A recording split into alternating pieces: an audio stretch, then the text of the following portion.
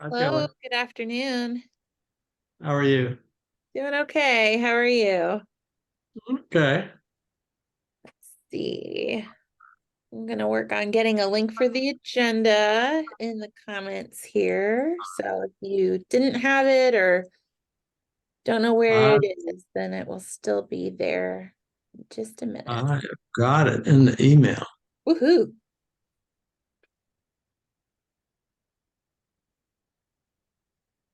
There it is. Yeah.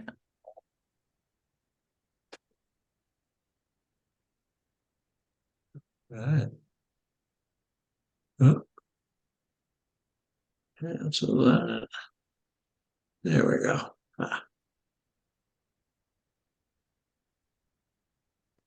And I'm just gonna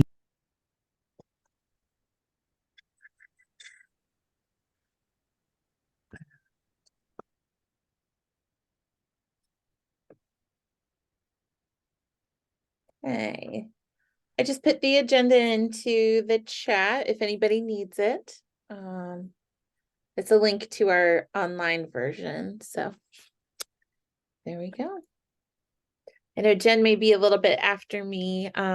She is out of the office, but will be still able to join us virtually. So.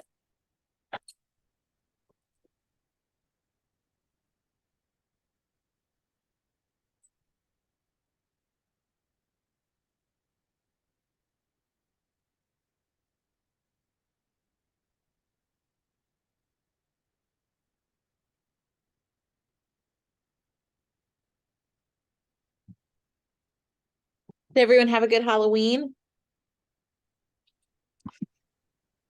I'm still eating all the candy because we had one trick-or-treater. Oh, we had zero oh no. trick-or-treaters. Zero. It's all the trunk-or-treats. They take over. Yeah, they do. We had quite a few. Yeah, I think it depends. Like, I know our neighborhood was still pretty bustling, but it was cold. I took my kids out Yeah, trick-or-treating and I was like, I'm totally all for folks who may have just stayed home and told their kids to eat the candy out of the bag instead of going house to house.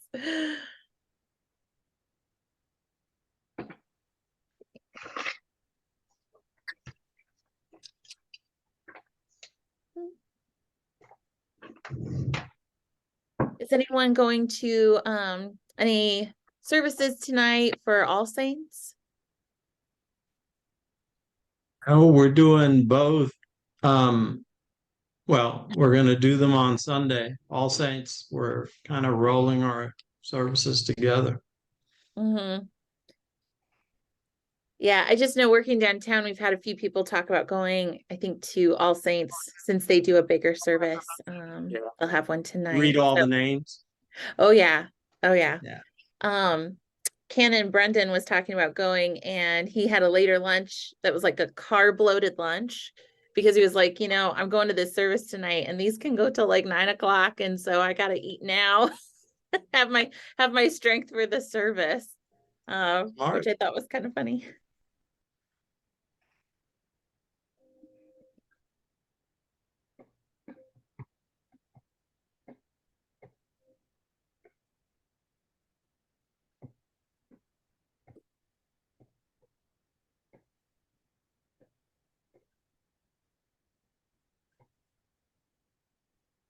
All right. Hello, Jen.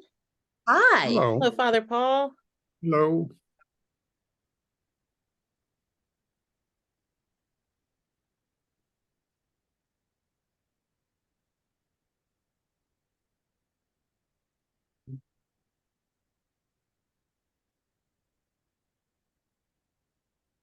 Oh, good. Yeah, you should share that with me.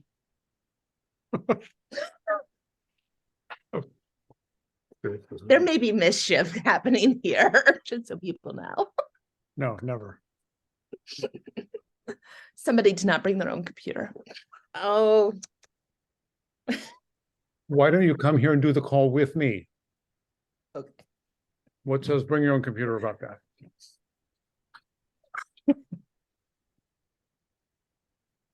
Alan, off topic. Thank you again for your rapid response in finding that person. Thank you.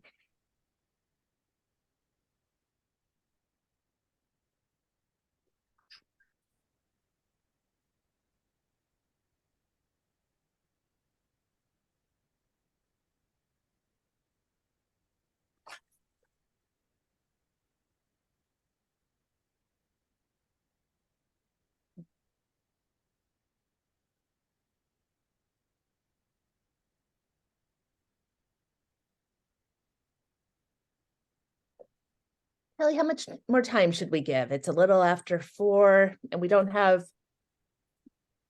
didn't take RSVP, so we don't know how many people are showing up. So maybe another minute or two and then we get going. I think that sounds good. Maybe like one more minute and then we just go ahead and get started. That sounds good. And we'll do intros and people can usually catch on.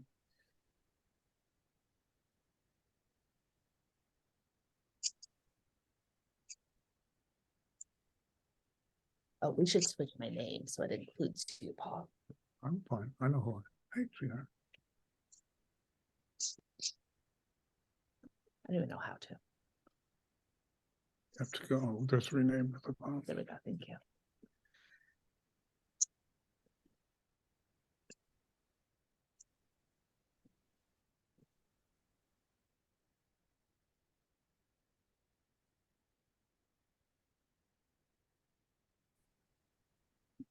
Well, I wanted it to go, so it fit with us. I saw your work. I don't want people to think I'm Paul. Oh, but it's okay that they think I'm Jeff.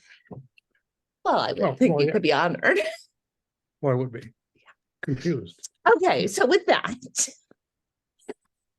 good afternoon. I'm so glad that you guys could all join us. I'm Jen Phelps, and I was not at the last gathering. I had a medical procedure that day, so it's so good to be with y'all today. We were starting off that we could do introductions, and with your introduction, if you could share your name, your parish, and then share with us your favorite saint. That would be a good introduction. So I can kick us off. I am Jen Phelps. I worship at Trinity, but I'm on the bishop's staff and serve as a transition minister, And my favorite saint is Saint Teresa, who's known as the Little Flower. And what I really love about Saint Teresa is that she was sainted for a number of little acts that she did, as opposed to one big grandiose. But I love that she was recognized in those little things that we do all the time. That has always just really appealed to my heart. So Saint Teresa is my favorite saint.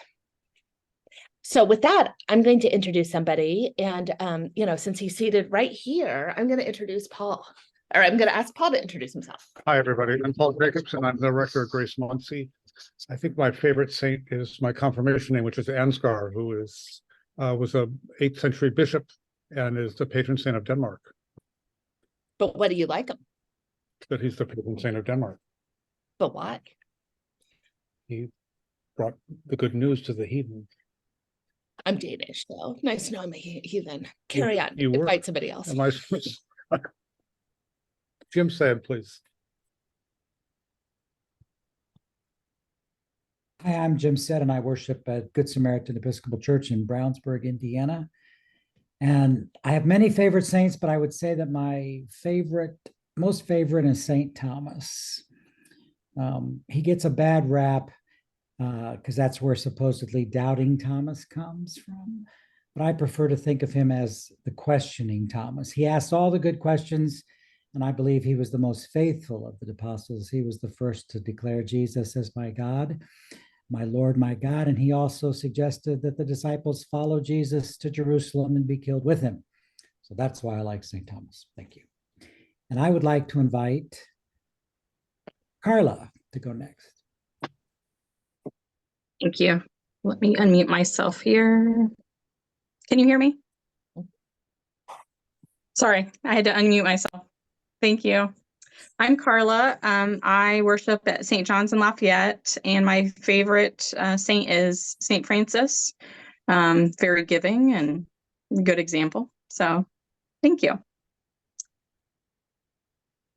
Let me see. How about Maggie? I am Maggie McClure, and I also worship at St. John's in Lafayette. And favorite saint, it's usually the one that people are just talking about because everybody is so inspiring. But Carla did mention St. Francis, and I do have in my heart a special place for him. So I will ask Anne to introduce herself. Hi, I'm Ann Loveco. I worship at Good Samaritan Episcopal Church. Favorite saint. I mean, I like St. Francis because of the prayer. I like St. Christopher as well because of his kindness to children and animals. Who do I need to invite? I'll invite Catherine. Thanks, Anne. I'm Catherine from Grace Muncie. I can't talk. And I actually kind of have a tie. I like St. Augustine and St. Francis. Both, I think, for similar reasons. I mean, St. Augustine did well, same reasons, because they both started out as bad boys, so to speak. You know, they had a very interesting younger life, and then we're like, hey, wait a second, God had a transformational aspect to both of their lives. Now, one of them was more of the questioning. He liked to study. He liked to look at things in detail, and then one was really attached to nature and looking at the nature of things and just being present in the moment. And I like both of those things. So, and I will why don't I pick Kelly? Hi, I'm Kelly Nixon. I attend St. Timothy's Episcopal Church in Indianapolis, and I am also on the bishop's staff. I work closely with Jen, and I'm assistant for congregational development. I would say my favorite saint is St. Francis too. It's a popular answer, and my reason is because my grandfather, who is a very special person in my life, loved St. Francis dearly, loved animals dearly, and he always had statues around his house and in the yard. And I still have one of those statues, and it makes me think of him. And so I think of my grandfather anytime I think of St. Francis. Let's see. I will invite John.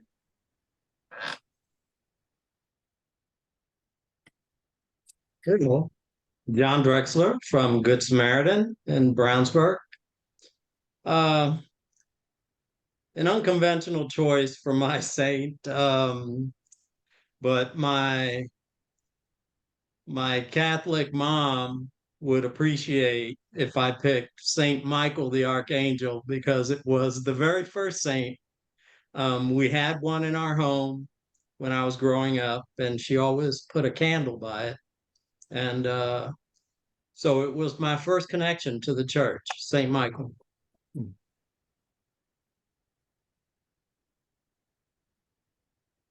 Oh, and let's see. I will pick Jason. Jason, Hi. we're doing your name, parish, and your favorite saint. Oh. Okay. Jason Haddix, Trinity Lawrenceburg. And I am going to, that is a really tough one. I'm going to go with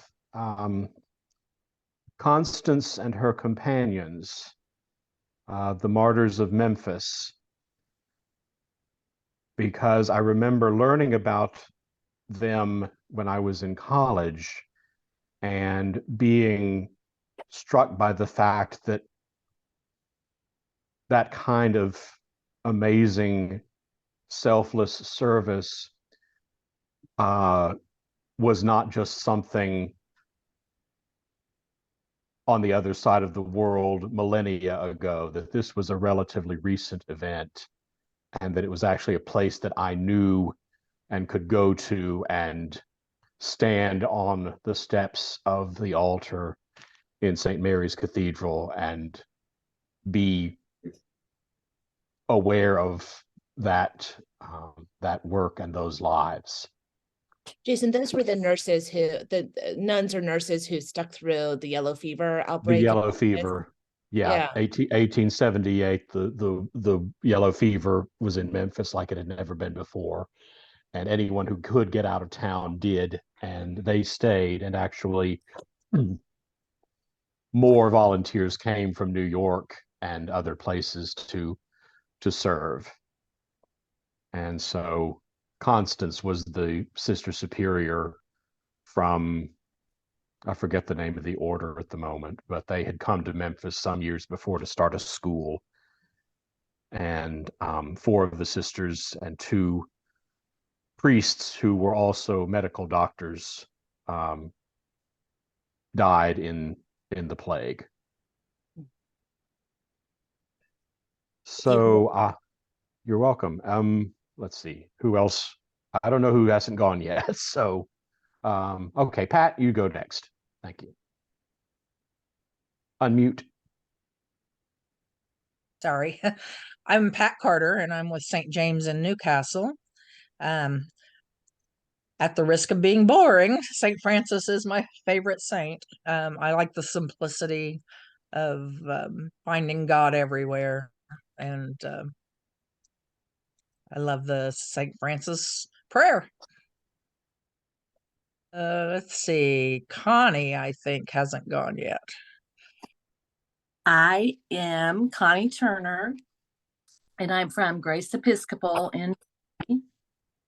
And I would have to say my favorite saint is Saint Jude, the patron saint of hopeless causes. And that's likely due to my mother, who was Roman Catholic. And the whole time I was growing up, if there was ever anything that looked pretty dire, she'd say a prayer to Saint Jude.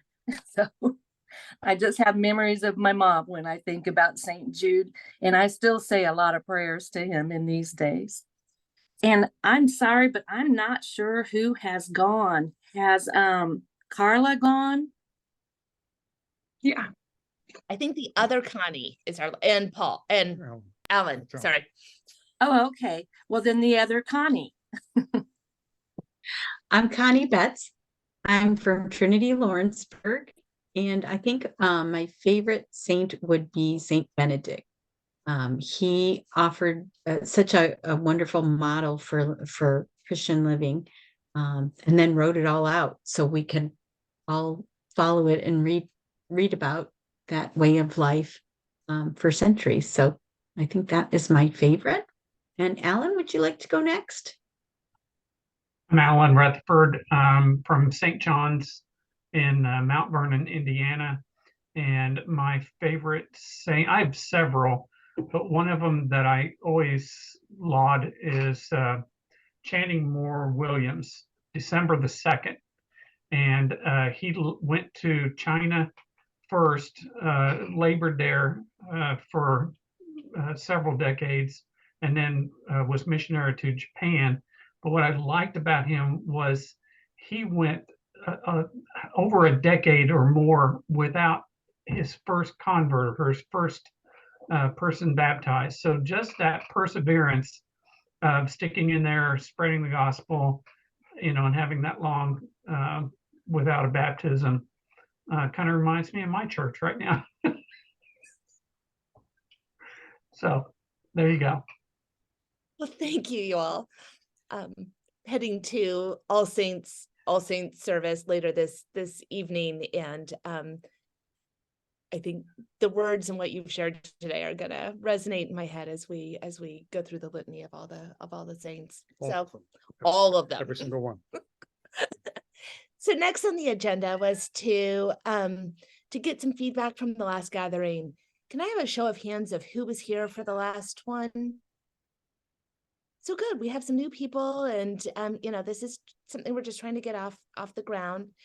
And my cat is about to walk across the computer screen, so we'll keep her away.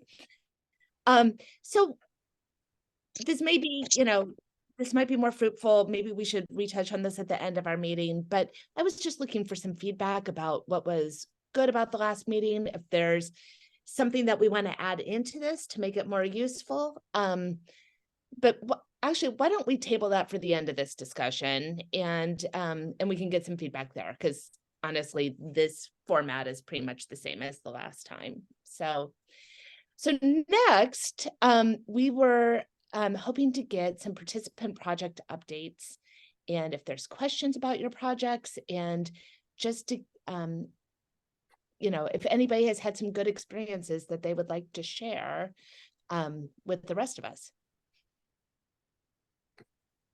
She kicked me under the table. Oh, sorry. I want everybody to know I would have gone, this is you. So, well, I just want to make sure it's okay with Connie and Catherine that I speak for us. Is that all right? All right. I don't want to. Or one of them could speak, yeah. Catherine or Connie, would you like to? Oh, Father, you do such a great job. I think Connie would agree. Good answer. So we did one of the problems that we faced was trying to figure out what to schedule stuff. It may have been a problem that I thought of, because I would tend to plunk things down at one place. Some people came and other people said, I couldn't come. So we decided to do a kinetic mapping project to schedule a fall Bible study on the Gospel of Mark. So we put up the paper in the cloister on the windows, and had people over 2 weeks. We had people vote when they would come, and to decide whether they would come just to the class or whether they also wanted a simple supper beforehand. And it was sort of, and there was a daytime option and an evening option on certain days. And there was some scattered votes in the outline section, but it was really Tuesday night. And so we launched that 2 weeks ago. We didn't meet last night because it was Halloween. And we've had about 15 people each week begin to walk through the Gospel of Mark. So, I mean, I think it's like, is this really worthy of a project for CCD? Because it was like so simple. Mm-hmm. Like, okay, yes, this would. So, and I've begun to have some thoughts about how we move that forward. Folded into this plan was also to survey folks, the not the last session, but the penultimate session, like what would they like to look at in the future? Because it's also a process of rebuilding our adult formation program post-COVID. So, have you guys had better attendance? Like, is 15 a good number for you all? I think 15 is a pretty good number for us. Okay.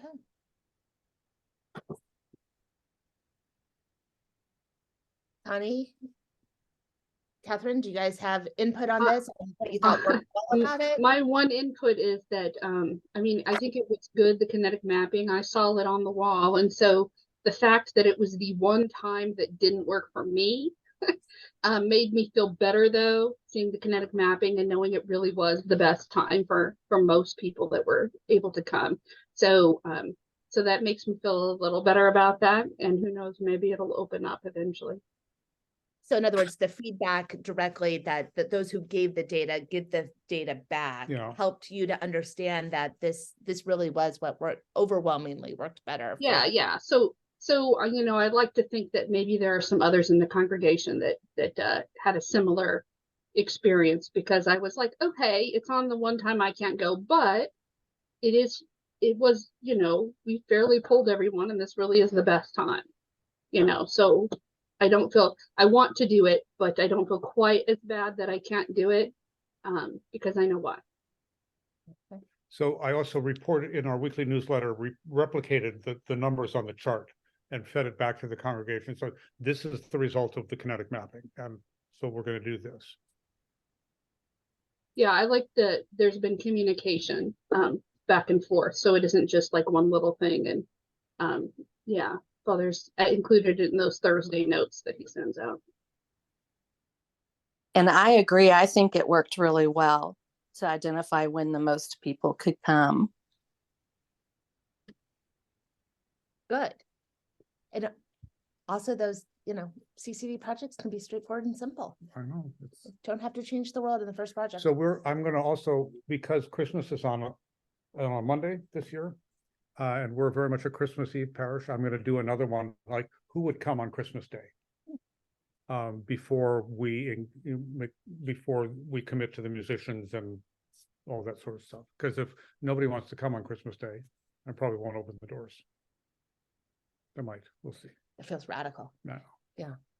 Anybody else have a project that they would like to talk, or questions about this one, or anybody else? Have you guys tried something recently?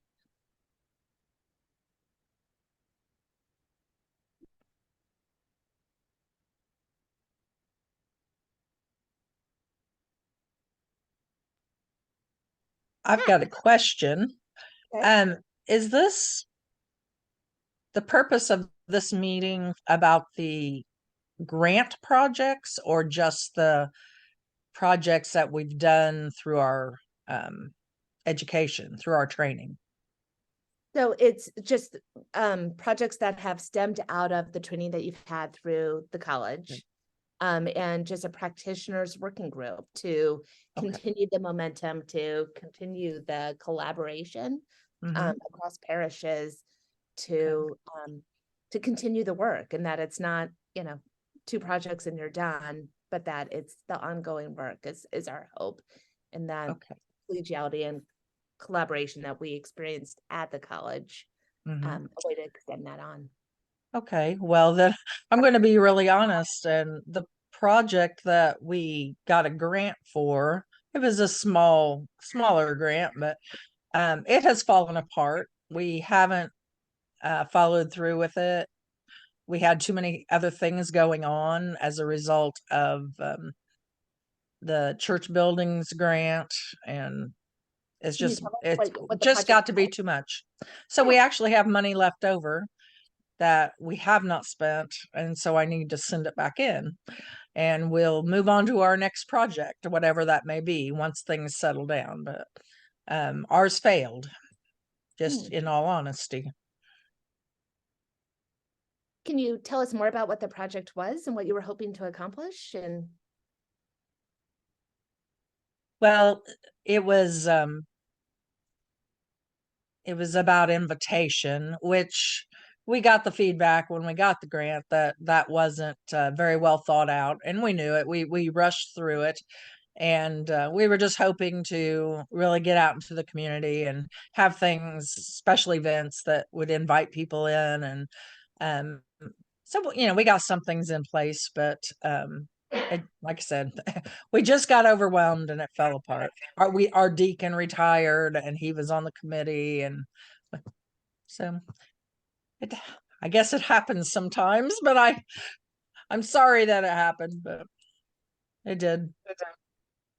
well, I hope that you guys regroup and get inspired to try something new,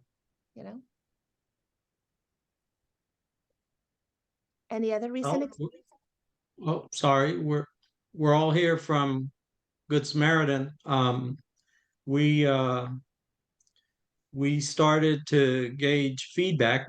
What we did was we created cottage conversations that allowed our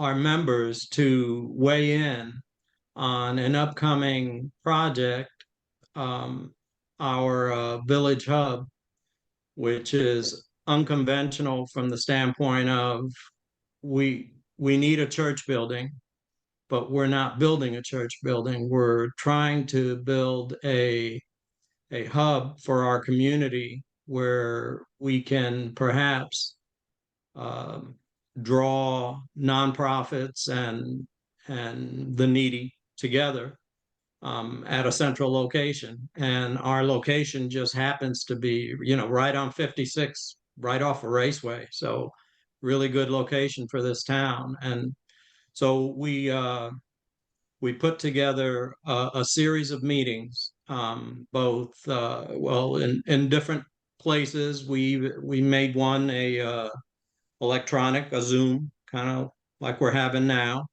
and we put together a list of questions, very open-ended questions that we approach all the congregants with, and but also encourage them to add their own questions, or in other words, there were no rules. It was a brainstorming session, and it worked out very well. We're going to have our last cottage conversation this Saturday at the Brownsburg Library, and that'll be the final one. But we've already done the data entry for roughly 40, 50 responses that we've gotten so far, and that'll help us determine and keep our committees moving in the right direction, to be sure that everyone's heard, that everyone and that everyone knows we need them at this point, because funding is a major uh, uh, thing that needs to be addressed. We do have, by the way, a grant from Trinity Wall Street so that we can hire an architect, and we're very excited about that. That's going to happen almost immediately, and then we will pursue other funding sources. For instance, the diocese will probably help us a little bit, but we will probably put together a capital campaign, and so we're getting restarted. The project actually started in 2019, roughly, and but then COVID happened, and so the wheels kind of came off the cart a little bit, even though Trinity Wall Street approved us before COVID. So I mean, everything was in place, and everyone at church was working hard to different ends, but certainly with the same goal in mind. And so things are we're re-engaging now, and things are going pretty well so far. So how did Jim, Ann, go ahead. I'm Oh, sorry. I was gonna ask what CCD tools have helped with launching these cottage conversations? How has the college impacted how you've approached them? Jim, Ann, do you guys want to jump in? I don't want to monopolize all the time here. I mean, I can jump in. One of the things that struck me when we were at the college was the section. I know that I just got tons of insights when we were talking about listening and the process of listening as a way of making change. And then I thought, that's what we're going to do. So really that day, I think maybe it was the second or third day that we went over the part about listening and the Benedict and how to grow a congregation. That really sparked me and said, let's do it. The goal of our cottage conversations is to get ideas, but it's to get buy-in. It's to get people excited about it. So we did do the cottage conversations the first time around. And so it's a kind of an extension of that, but it's letting people know the vision. We're one of the other aspects of our meetings is also we have our stewardship committee there, letting folks know that in order to get grants, we do need to show that the congregation is on board, which would involve the stewardship part of it. So in just linking the pieces for the folks that how we work together as a community to show that we are all in favor of this, that we are all willing to put some time and energy and money toward it. So that's where we got our start. And when we were at the college, John and Jim and I got a chance to really, had written out a lot of the questions that we use. We kind of fleshed out a lot of what we actually did. And in the day and a half that we had to work on things and get feedback from our other groups. So that really got us a great head start on that. Anything else, Jim? I was just going to add that in addition to the listening process, we also collected the data that we gathered from our congregation, so that we are brainstorming, where we're going to go from here. We're not the same as we were before COVID. So this is a great opportunity for all of our congregation to provide us data and information. And we've gotten a lot of good ideas, and we've gotten got a couple good contacts, and so it has served us well. How are you guys sharing the information that you gather from the cottage conversations back to the parish? I can answer We that. haven't, okay. Well, we're putting together, we're basically, because they were very simple questions and the answers also seemed to, no one elaborated too much. It was good. And that is good when the questions are simple and the answers are simple. It makes so we created a spreadsheet, and we're going to give out that information once we've reviewed it. So we're going to put it all together.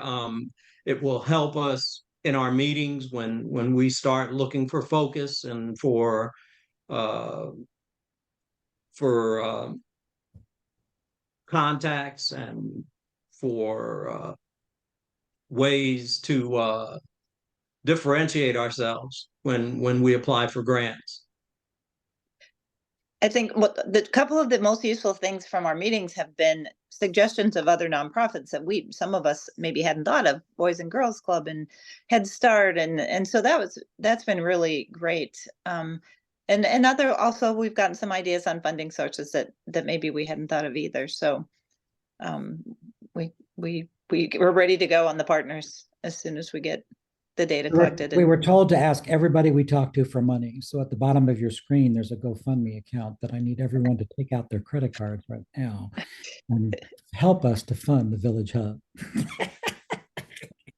I'm kidding. In all seriousness, we had our meeting with Trinity Wall Street roughly a little more than a week ago, and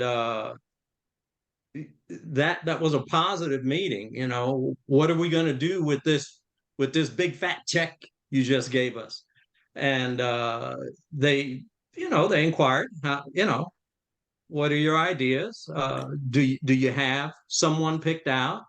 But the meeting was positive from the standpoint of not only did they want to know where we were in our search process for an architect and for engineers, but they invited us to additional funding events, which to me was the biggest takeaway from that meeting. The fact that next week we're going to meet with Trinity Wall Street again, and we're going to be a fly on the wall in one of their meetings where they determine how they are going to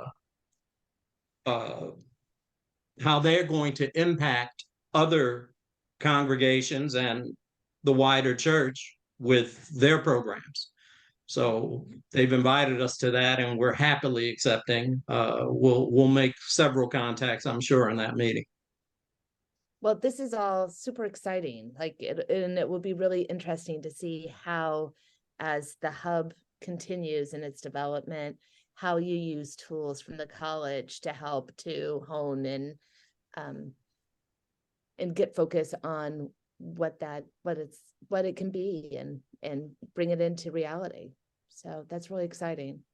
Anybody else have a project they'd like to share, that's something that you've been working on in your parish? Jason. So the project that I cooked up at CCD had to do with revising and updating the parish website. Some of that was purely aesthetics, some of it was content. And so when I got back from the week at Waycross, I used one of the instruments that we had been shown at the college to generate some conversation around the issue and what people valued in the life of Trinity Church. And so I did a brief overview of the Benedictine method and then submitted the intervention, as we're calling it now, regarding the website. And the question that I asked the congregation to answer was, I love Trinity Church because fill in the blank. And we had butcher paper up on the wall in the parish hall with that question written, and we had post-it notes and markers for people to come in during coffee hour or before church or whenever they were around and just put whatever was on their mind up there. And so I let that happen for a couple of weeks, and we talked about it in Sunday service and during the coffee hour and newsletters and so on. And so once that had had a chance to gather, then I went and started categorizing and looking at where the energy was, what are the things that we hold as first principles. And so from that generated a fairly short list. There were only a couple of, maybe 3 areas that people kind of seemed to be focused on, and they all came under the heading of inclusion and welcome and hospitality, which is no surprise, but it was wonderful to see that I wasn't just imagining that this is who we say we are. So I was then able to take that. You've only been there a couple of years, so yeah, that you just experienced that welcome hospitality. Yeah. Go ahead. So I then compiled that, gave it back to the congregation to say, this is what I saw. Does this square with what you think you're saying? I was then able to contact our web manager and tell him, at first I was just telling him, hey, we want to do a few things to the site. And he immediately came back at me with, listen, this site was one of my first designs. I'm not really proud of it. I would love to do it over again for you from scratch. How can we make this happen? So that now is in progress. A peripheral project that was not on my list coming out of CCD, but that sort of arose alongside of it, was developing a parish logo, a graphic. And on the last day of CCD, at the very last gathering, I was sitting next to Mary Slinsky and admiring a t-shirt that she was wearing that had a really striking graphic on it. And she said, oh, here's the name of my parishioner who designed this at the church in Madison. Why don't you get in touch with her? So I sent this lady an email and we went back and forth, and we now have the Trinity graphic, which is a stylized drawing of the bell tower with the crenellations in a circular frame. And that is now on the newsletter and on the bulletin, and will be the website, home signal. So that has arisen out of the original conversation, which I think is sort of what CCD is driving at in a lot of ways, is let's just get things moving and see what happens. So that's been fun to see come to pass. Awesome. That's really great. So with that, I love hearing about all that's happening across the diocese in your parishes. Kelly, would you be ready to share with us? You were going to do a refresher on Father Transform Send, and can I turn this over to you? Yes, that sounds great. So I'm going to go ahead and share my screen. So I was on the call last month, and as part of the introductions, we were asked to share what our favorite models were from CCD. And a very popular answer, and it was my answer as well, was the Gather, Transform, Send model. So those of you that were on the call last time, we took a small slice of time for Kristen to do a mini teaching on one of the models. And so I am doing the mini teaching this time around, and I chose this model because it is so beloved. But in particular, I want to hone in on one piece of it. So Gather, Transform, Send is the model seen here on the screen. It also has a fourth piece that doesn't get named, which is context, but we're going to really hone in on the gather piece of this. So there are 4 sort of components to the gather part of the model. And I just want to go through those real quickly, and we'll talk through what these look like. So the first one is invite. Invite means drawing attention to Christ in the church sort of in general terms. Motivating people to explore the church further. So maybe folks are already there, but inviting them to go deeper and further with their faith. And also just inviting people specifically to your congregation or to things that you are hosting. So anecdotally, I'm from St. Timothy's. And so one of the ways that we tried to do a better job of inviting folks who are from our geographic community, but maybe weren't part of our congregational community, was to host an ice cream social one summer where we went around to neighborhoods within walking distance and tried to get our literal neighbors to come and meet us and form relationships with them. So I want to pause for a second. Are there other instances of inviting that you do in your parishes, or that you remember from learning about this model in CCD that you would like to share at this point? How do you invite?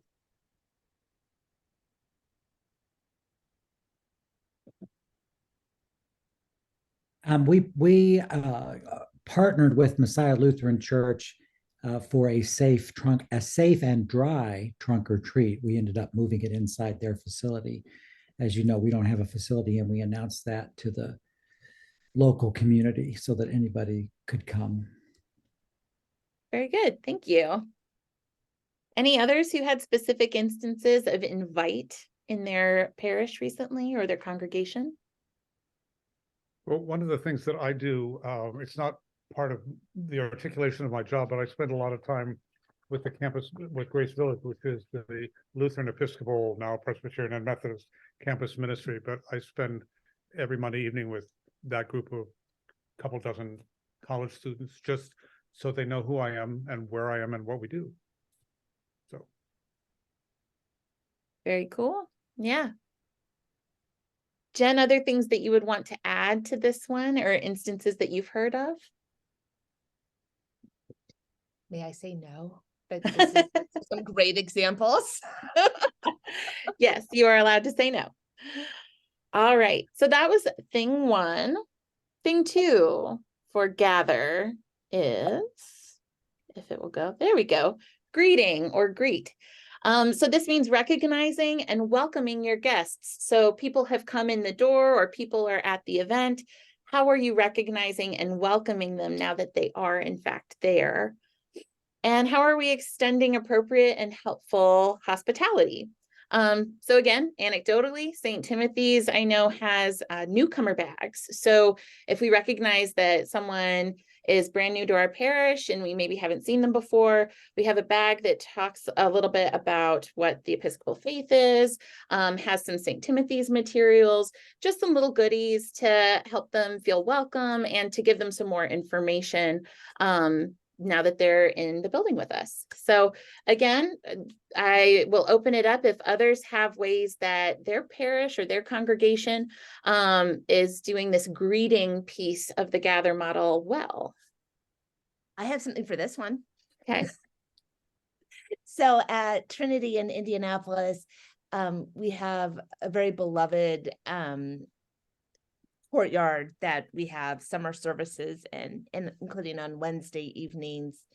There's evening prayer and Eucharist, and once a month in the summer, the warm months, there's also a newcomer kind of happy hour following that service that people, but it's not just the newcomers are invited, that the entire parish is asked to come and to extend hospitality to those who are new amongst us. And it's becoming a really lovely tradition. Very nice. Do others have anything to share for the greet piece of the model? Yeah, Alan? So we've had for well over a decade a kind of a system in place for greeting, but one of the problems, the shortcomings in that, we had the goodie bag and all of that, but what we were failing to do was get guests to sign the guest cards with information and getting them into the plate or getting them to me. And I harped on the congregation that unless I get that card, it's like that person never came, because there's no way to follow up. There's no way to contact them. Our pews did not have, the traditional little card racks in them and the little pencil holders. So I got one of my carpenters to build about probably 100 of those things and install those. And so now the rate of getting the cards filled out and back is about 95%, where it was about 10% before. So that's great. Wow, thank you for sharing that. I'm glad that it had that rate of success too, like that you saw that noticeable of a difference. That's really incredible. Okay. So the third part of our gather model is orient. So this means helping people to participate, to become involved in activities or Bible studies, understanding who you are as a congregation, where things are in the building, how you do things, and sort of allowing people to see what makes your congregation unique, and getting to know you a little bit better, almost like dating a little bit. So I know for St. Timothy's, again, just a quick anecdote, we will have, this was pre-COVID, so I'm hoping these come back soon, newcomer gatherings that were specific to newcomers, but also invited longtime attendees of St. Timothy's to talk about some of the things we love about our congregation, to talk about our faith, to talk about the things that are happening around the building, and just to build some of that community together. So with that example in mind and the information on the screen, are there any folks who would want to share how their congregation orients well?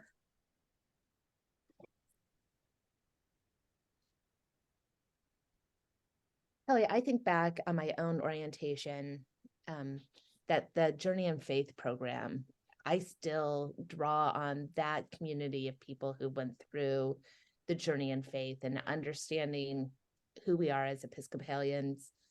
That I think that was a real key moment for me of when I began to feel part of the parish, that I understood what we were about. In a way that I hadn't before that. And I just think about the people who were in that, who went on that journey with me. They still have, they're still 15 years later, we still have some common bonds and community, and I recognize them as the people who I went on that journey with. Thank you, Jen. So Good Sam has something similar. I mean, we have a lot of welcoming things. I think Good Sam's 101 that I think Father Jim and maybe one of our longer term parishioners do. We have a newcomer brunch. One of the things that I think is especially neat, and we're about to start it, I'm one of the co-leaders, so I can talk it up, but it's called Going Deeper, and it's a small group, usually around 8 people, a couple leaders, and we meet for 3 or 4 weeks for an hour and a half. And some of it is scripture reading, just talking about sharing ideas about the scripture. But the biggest part of it is inviting all the participants to tell their spiritual story, which we used to keep to 8 minutes, but we haven't been doing so good at doing that lately. But that has created incredible bonds, I think, and we've had some amazingly powerful groups. We had one group actually online during COVID that wanted a reunion again. a few months later, also during COVID on Zoom. So that if we can get folks to come, I have not heard that anybody's had a bad experience, and I think they go out feeling way more connected to the church. So we're starting that on Sunday. Awesome.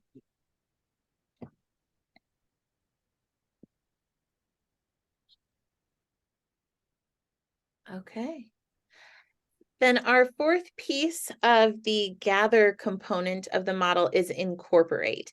So incorporate is where we are really knitting people into our congregation, making them more of a member, more of an integral piece of our people and what we're doing. Whoops, there we go. And so,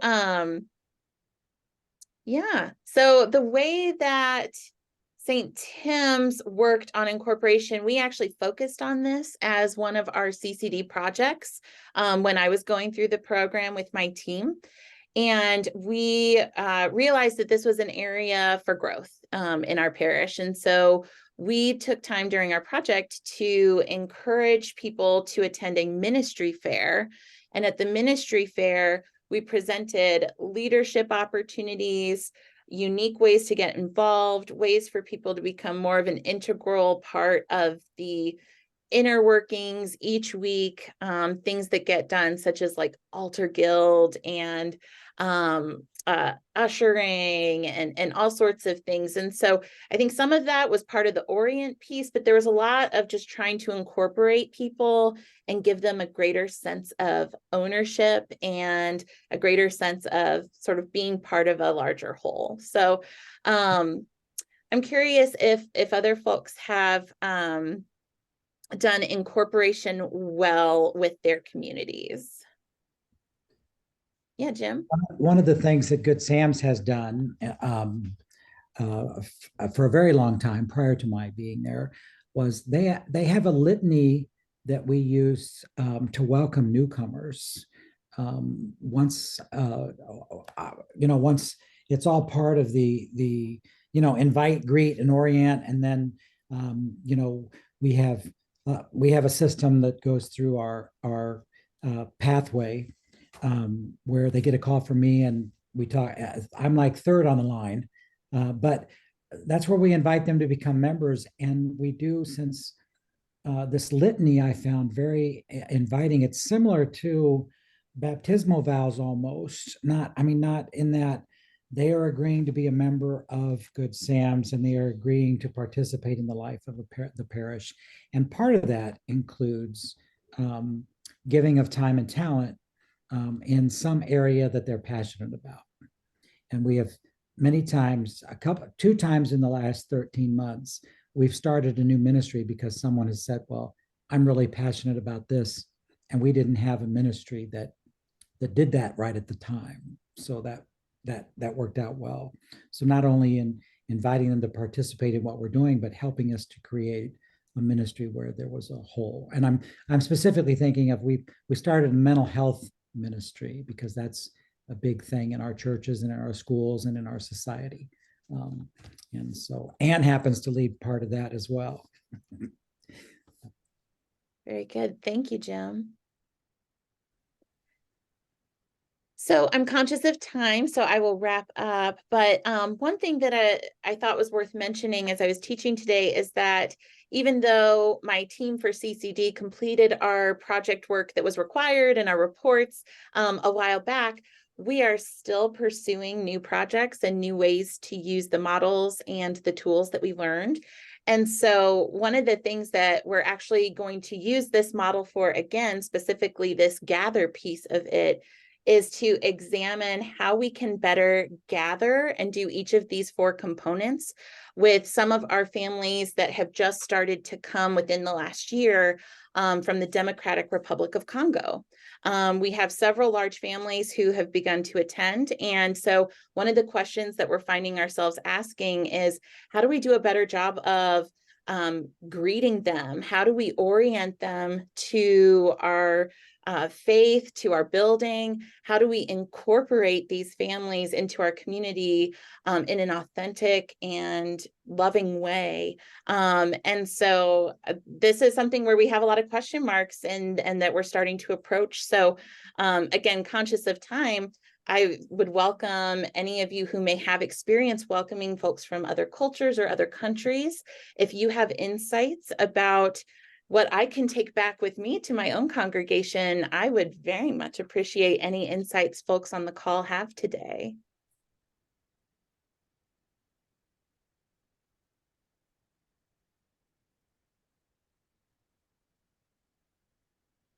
Kelly, I don't know that I have good tips. My kids go to a Spanish immersion school, and they've been in this program for 10 years now. And the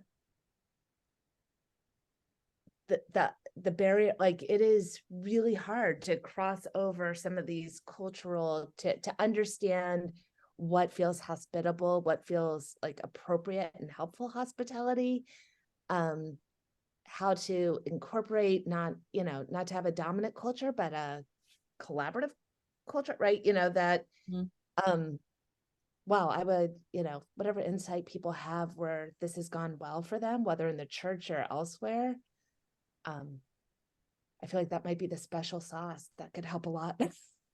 Yeah, I mean, I think it's going to be listening to what they need, finding out why they're here, why they like St. Timothy's, but also what do they want from their church, and then you got to be quiet and listen. Yeah. Food. Everything goes better with food. You're right. Yeah, and sharing of food cultures and yes, and inviting, it may be one-on-one or small groups with the established folks and the new folks around food. When my wife and I first became Episcopalians, and we went to St. Matthew's, and there was a couple who had come from Jamaica, and we were invited to their house, and so we became really connected with them and their Jamaican culture, and that really helped us stick at St. Matthew's. Very cool. Yeah, these families that have joined us have a lot of teenagers, and I'm one of the youth group leaders, and I can attest that food is definitely a draw for our teenage population. And I imagine that, yeah, extending that to the adults as well would be helpful. Thank you, Kelly. And yeah, we've got, this time has passed very fast. So with that, let's return back to like question and answers. If there's questions to be had, and also, follow up on that original discussion question about, is this format useful? Is this a good use of your time? Bye, Alan. Thank you for being here. So, and we're a little short on time, but so I hate to rush this, but is this a helpful format for y'all? Thank you. Yeah. Okay. If there is ways in which we can make this time more useful, would you please let Kelly and me know, and that, we are very interested in that, because we don't want to waste anyone's time. We want this to be good. Are there questions as you guys are preparing? Some of you may have project reports due in the weeks ahead. Are there questions about that, or general questions about the work that you're trying to do of applying the college into your congregations? No? Okay. Then with that, I forgot to, go ahead. I do want to say that it's really nice to see everybody again, or as many people here again as last summer. It was nice. It is. It's nice to have little reunions, isn't Yes, it? it is. Yes. Okay. So I forgot to pray at the outset here, and you guys might have heard when I realized that and said those words out loud. So I did forget to pray. So can we pray ourselves out? And I'm happy to do so, but if somebody else would like to do the prayer, I would. It's all you, Jim. I welcome you to do this and appreciate it. Thank you. Absolutely, absolutely. You know, a lot of people like the prayer of Saint Francis. It's also not only, it's the only prayer in our prayer book that is also in our hymnal. If you know what I know that Paul knows what I'm talking about. And it's, I forget the page number, but it's also in our, it's on page 833 in our prayer book, but it's also sung in our hymn. So the Lord be with you. Also with with you. you. Also with me. Let us pray. Lord, make us instruments of your peace. Where there is hatred, let us sow love. Where there is injury, pardon. Where there is discord, union. Where there is doubt, faith. Where there is despair, hope. Where there is darkness, light. Where there is sadness, joy. Grant that we may not so much seek to be consoled as to console, to be understood as to understand, to be loved as to love. For it is in giving that we receive, it is in pardoning that we are pardoned, and it is in dying that we are born to eternal life. Amen. Thank you, Jen. What a perfect conclusion. So with that, thank you so much for joining us. And Kelly, do we have the next one scheduled? We do, and I did not prepare to have that in front of me, but I do believe it's at the end of November. So sometime that last week of November, and we will send out reminders. I will send a recording of this out tomorrow, as well as meeting notes. So if you want to review anything, or for any friends who may not have been able to attend today, they'll be able to see that, and I'll put the date in there too. Wonderful. Thank you so much. Have a good evening. Thank you. Bye. Bye.